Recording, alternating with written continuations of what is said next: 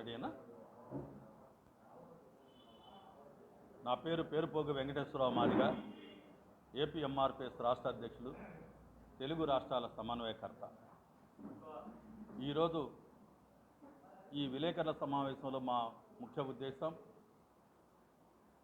ఎస్సీలను A B C D గ్రూపులుగా వర్గీకరిస్తూ తెలంగాణ రాష్ట్ర ప్రభుత్వం గత 2-3 రోజుల క్రితం అసెంబ్లీలో ఎస్సీ వర్గీకరణపై ఆమోదింపజేసిన తెలంగాణ రాష్ట్ర ముఖ్యమంత్రి రేవంత్ రెడ్డి గారికి ఈ సందర్భంగా ఏపీ ఎంఆర్పిఎస్ తరఫున కృతజ్ఞతలు తెలియజేస్తా ఉన్నాం.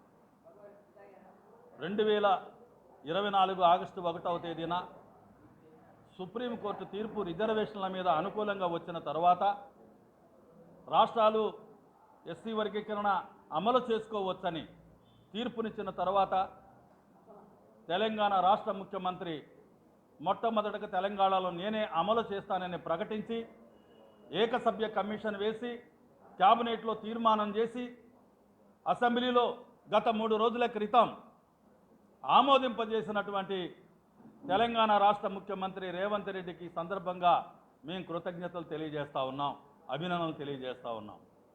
అదేవిధంగా నారా చంద్రబాబు నాయుడు గారు గతంలో ఉమ్మడి రాష్ట్రంలో ఎస్సీలను ఏబిసిడి గ్రూపులుగా వర్గీకరించిన ఘనత నారా చంద్రబాబు నాయుడు గారిదే. ఆయన అమలు చేయబట్టే ఈ రోజున అనేక రాష్ట్రాల్లో ఇదే తీరులో స్పందించడానికి కారణమైనటువంటి నారా చంద్రబాబు నాయుడు గారి కూడా ఈ సందర్భంగా మేము కృతజ్ఞతలు తెలియజేస్తూ ఉన్నాం. గతంలో ఎస్సీ వర్గీకరణ అమలు చేయటం వల్ల 2000 నుంచి 2004 వరకు 25,000 ఉద్యోగాలు మాదిగలకు వచ్చాయంటే చంద్రబాబు నాయుడు గారు మాదిగలు చేసినటువంటి ఒక సామాజిక న్యాయం వల్ల ఇవాళ మేము అభివృద్ధి చెందుతున్నామని తెలియజేస్తా ఉన్నాను. గతంలో చేసింది చంద్రబాబు నాయుడు గారే, ఇప్పుడు ఆంధ్రప్రదేశ్లో చేయబోయేది కూడా చంద్రబాబు నాయుడు గారే అనే విశ్వాసం మాదిగలకి ఇప్పటికే ఉంది. అతి త్వరలోనే చేస్తాడని కూడా మేము నమ్ముతున్నామని ఈ సందర్భంగా తెలియజేస్తా ఉన్నాం. అంతేకాదు ఇవాళ రేవంత్ రెడ్డి గారు ఎస్సీలను ఏబిసిడి గ్రూపులుగా వర్గీకరించి తెలంగాణలో నేను అమలు చేస్తున్నానని ముందుకొస్తే ఈ రోజున మందాకృష్ణ ఏమంటున్నాడంటే ఇవాళ 9% కాదు రిజర్వేషన్లు, మాకు 11% కావాలని ఇవాళ రేవంత్ రెడ్డిని విమర్శిస్తూ ఉన్నాడు.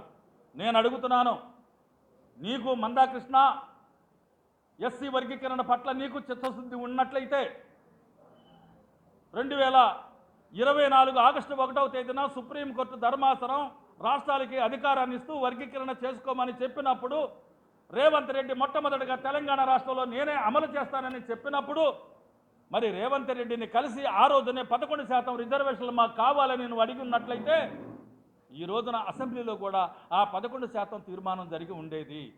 అలా జరగకుండా ఉండడానికి కారణం రేవంత్ రెడ్డిని నువ్వు కలవకుండా వర్గీకరణ అమలు పైన ఎక్కడా కూడా నువ్వు స్పందించకుండా ఇవాళ నువ్వు దూరంగా ఉండటం వల్ల వాళ్ళు తీసుకున్న నిర్ణయాన్ని తిరిగి ఇవాళ నువ్వు విమర్శిస్తున్నావంటే ఎస్సీ వర్గీకరణ జరగడం నీకు ఇష్టం లేదని స్పష్టంగా అర్థమైపోతుంది.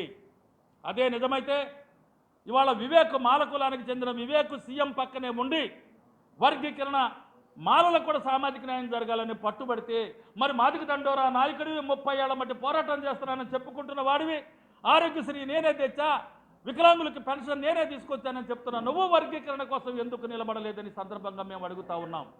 రేవంత్ రెడ్డి గారిని ఎందుకు అడగలేదని సందర్భంగా కోరలేదని మేము అడుగుతా ఉన్నాం. కాబట్టి ఈ రోజున అసెంబ్లీలో తీర్మానం జరిగి ఆమోదింపజేసిన తర్వాత నువ్వు 11% రిజర్వేషన్ కావాలని మాట్లాడటం అంటే వర్గీకరణ జరగకుండా అడ్డుకోవటమనే సందర్భంగా మందాకృష్ణాన్ని మేము తీవ్రంగా విమర్శిస్తాం. అంతేకాదు తెలంగాణ రాష్ట్రంలో ఉమ్మడి రాష్ట్రంలో దామోదర్ రాజనరసింహ ఎస్సీ సప్లాన్ చట్టం తీసుకురావడానికి ఎంతో కృషి చేశాడు ఆయన. ఈ రోజున ఎస్సీ వర్గీకరణ తెలంగాణ అసెంబ్లీలో తీర్మానం జరగడానికి జరగడానికి దామోదర్ నరసింహ కృషి కూడా మరవలేంది.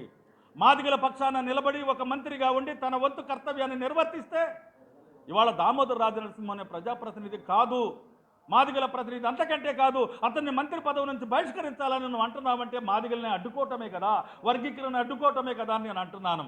ఇవాళ మరి బహిష్కరించాల్సింది దామోదర్ రాజనరసింహాని కాదు, ఎప్పటికప్పుడు 30 ఏళ్లుగా ఎంఆర్పిఎస్ ఉద్యమాన్ని అడ్డం పెట్టుకొని అన్ని రాజకీయ పార్టీలకు అమ్ముడుపోతూ ఈ రోజున వర్గీకరణ జరగకుండా జాప్యం కావడానికి మందాకృష్ణ కారణం కాబట్టి మందాకృష్ణనే ఎంఆర్పిఎస్ ఉద్యమం నుంచి బహిష్కరించాలని ఏపీ ఎంఆర్పిఎస్గా మేము డిమాండ్ చేస్తూ ఉన్నాం. ఇవాళ ఉద్యమకారులు విడిపోవటానికి ఉద్యమకారులు ఈ పోరాటంలో నీ ఒక్కడిదే కాదు, ఇవాళ అసూలు బాసిన వాళ్ళు ఉన్నారు, అక్రమ కేసులు ఇరికించబడిన వాళ్ళు ఉన్నారు. ఇప్పటికీ ఈ పోరాటంలో అగ్రభాగాన్ని నిలబడి నిన్ను కాదన్నా నువ్వు తీసివేసినా ఇవాళకి పోరాటాలు చేస్తున్నటువంటి వాళ్ళందరికీ అంకితం చేయాల్సిన సందర్భం ఉంటే ఇవాళ నీ ఫ్యామిలీ మాత్రమే చేసిందని, నువ్వు ఒక్కడే మాత్రమే చేశానని చెప్పుకోవటం ఏదైతే ఉందో అది అత్యంత బాధాకరమైన విషయాన్ని కూడా ఈ సందర్భంగా నేను తెలియజేస్తా ఉన్నాను.